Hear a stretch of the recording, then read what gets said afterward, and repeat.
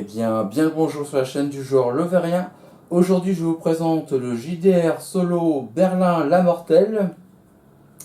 Il s'agit d'un jeu d'espionnage où vous allez incarner un espion qui espionne l'autre camp, car ça se passe pendant la guerre froide, l'opposition entre l'Occident et les communistes.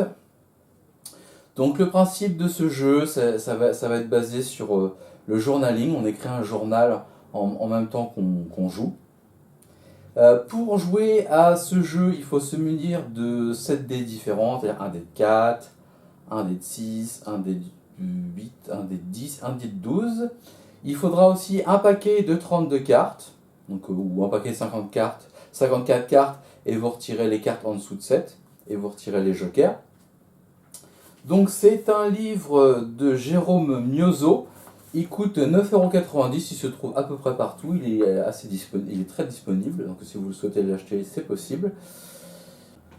Alors, comment fonctionne le système de jeu de Berlin la Mortelle? Il y a un système de cartes et un système de dés. Donc c'est-à-dire que le système de cartes, c'est un système pyramidal. Je crois qu'il y a 4 cartes à la base, 3 au-dessus, 2 au-dessus et encore 1 au-dessus. Donc ça fonctionne avec un système de connexion entre les personnages pour révéler la conspiration. Et quand on arrive tout en haut, on découvre le dernier personnage et on révèle la conspiration. Et là, on a gagné. C'est basé sur un système où en fait, on découvre un chiffre et au-dessus, pour pouvoir continuer la mission, il faut que ça soit supérieur à +1 ou +2. Il y a ça.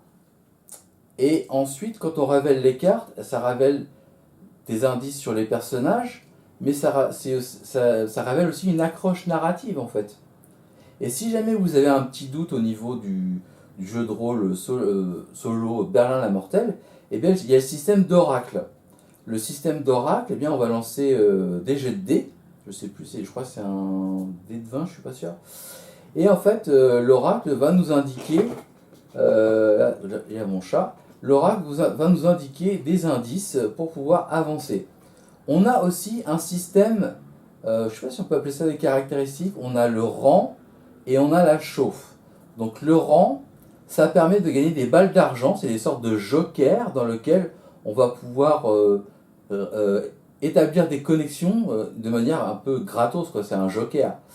Et la chauffe, c'est à chaque fois qu'on a un échec, on prend une chauffe. Et quand on est au bout de 5 ou 6 chauffes, on a perdu la partie où on est exilé. C'est comme vous voulez, vous interprétez ça comme vous voulez. Ce qui est intéressant, c'est qu'avec les points de rang, on peut utiliser les points de rang pour diminuer les points de chauffe. Mais attention, si on utilise les points de rang, on ne pourra pas utiliser les jokers, ça sera plus difficile. Quoi d'autre? Ce que j'ai pas dit, il y a aussi le système de générateur de prénoms et de noms.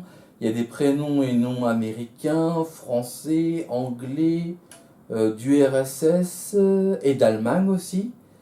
On a un système de générateur d'arc ou de scénario de base pour commencer.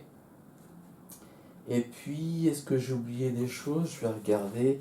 Ça sera plus simple.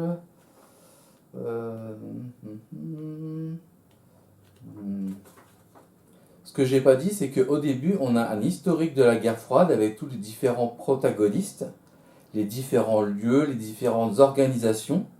Et ça va nous aider par la suite pour donner du lore, du background à l'histoire en fait. Voilà, et puis je pense qu'il n'y a plus qu'à tester tout ça. Ah oui, à la toute fin, on a une fiche de personnage. On a aussi différentes cartes, les cartes de métro. Voilà. On a aussi les équipements, les armes. On a des cartes de Berlin, etc. Donc je n'y ai pas encore joué, je pense que je ferai une vidéo mes univers JDR quand j'aurai joué à ce jeu. Si vous avez aimé ce jeu ou si vous avez des questions ou quoi que ce soit, n'hésitez pas à aller dans la section commentaires. C'est tout pour aujourd'hui. Vous étiez sur la chaîne du joueur Leverrien. Allez, ciao, à plus tard, bonne partie. Pour voir plus de vidéos, abonne-toi.